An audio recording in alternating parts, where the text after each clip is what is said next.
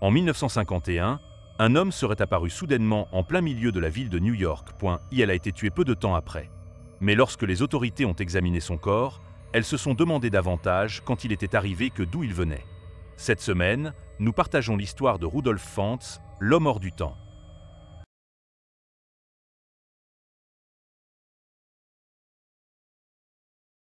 En 1951, un homme serait apparu soudainement en plein milieu de la ville de New York, et elle a été tuée peu de temps après. Mais lorsque les autorités ont examiné son corps, elles se sont demandé davantage quand il était arrivé que d'où il venait. Cette semaine, nous partageons l'histoire de Rudolf Fantz, l'homme hors du temps. On a warm summer evening in June 1951, the bustling street of New York City were suddenly brought to a complete standstill. Onlookers were startled when a young man, said to be in his late les années 20, seemingly materialized out of thin air. This man, it was stated, looked entirely out of place and time. HIS RR still was said to be about 70 years out of date. His face half obscured by mutton-shaped sideburn, and the style of his clothing strikingly similar to fashion prevail in the mid-1800s. Rim a pu la contacter et, lorsque la conversation a porté sur le père de Fantz Jr., elle a simplement dit qu'il avait disparu en 1876, à l'âge de 29 ans. Il était parti se promener un soir et n'était jamais revenu. Alors, qu'est-il arrivé au Rudolf Fantz original? A-t-il accidentellement voyagé dans le temps de 75 ans, laissant son jeune fils vieillir naturellement au fil du temps et mourir avant sa réapparition en 1951? Nous n'en sommes pas si sûrs. Au cours des années 70, 80 et 90, cette histoire a été rapportée presque exactement telle qu'elle est racontée aujourd'hui, comme un fait. Jusqu'en 2001, date à laquelle un chercheur en folklore nommé Chris Obeck a enquêté sur l'affaire. N'ayant trouvé aucun journal ayant rapporté l'histoire originale à la date présumée de l'incident, et aucune trace d'un Rudolf Fantz ayant jamais existé, il a conclu que les personnes et les événements décrits étaient tous une œuvre de fiction. Cependant, il n'a pas pu trouver la source de cette fiction. Un autre chercheur, le pasteur George Murphy, a affirmé en 2002 que l'histoire originale avait été publiée dans un numéro de septembre 1951 du Colliers Magazine dans le cadre d'une série de nouvelles intitulée « Amscared ». L'enquête de Murphy l'avait amené à conclure que l'auteur n'était autre que le célèbre écrivain de science-fiction Jacques Finet. Ainsi, l'étrange affaire de Rudolf Fantz a finalement été classée comme une simple légende urbaine. Du moins, c'est ce que tout le monde pensait. Aucune copie originale de l'épisode Fantz n'a jamais été retrouvée.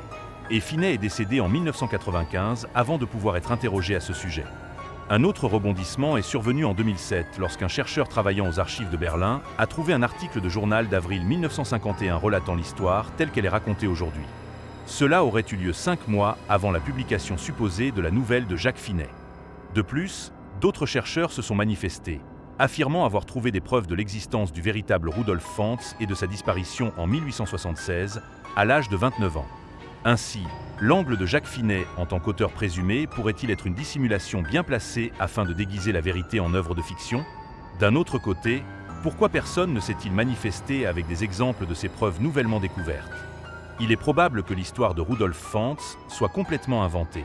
Cela dit, beaucoup sont bien trop prompts à rejeter cette affaire en partant du principe que le voyage dans le temps est impossible, alors que c'est tout le contraire.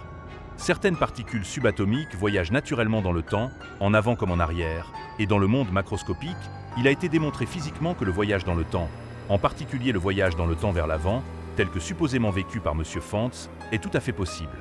Ce n'est pas une simple théorie, mais un fait scientifique. Une personne pourrait voyager dans le temps en avançant plus vite que son entourage, mais elle devrait se déplacer à une vitesse phénoménale pour pouvoir observer la moindre différence. Donc, si cette histoire est vraie, comment Rudolf Fantz a-t-il pu voyager 75 ans dans le futur alors que le moyen de transport le plus rapide de son époque, le train à vapeur, ne dépassait pas les 96 km/h? A-t-il involontairement glissé à travers une faille temporelle lors de sa promenade nocturne? Ce genre de phénomène n'est pas inconnu. Tout au long de l'histoire, de nombreux récits font état de personnes ayant subi des glissements temporels soudains et inattendus, bien qu'elles soient généralement renvoyées dans leur propre époque relativement indemne. Cependant, tant que nous n'aurons pas trouvé une copie intacte de l'histoire originale de Jacques Finet, ou que quelqu'un ne se présentera pas avec des preuves démontrant sans l'ombre d'un doute que Rudolf Fantz a bien existé, ou même une coupure de presse du reportage original qui aurait été publié au moment de sa mort, les origines de cette histoire, qu'elles soient vraies ou fausses, resteront à jamais incertaines.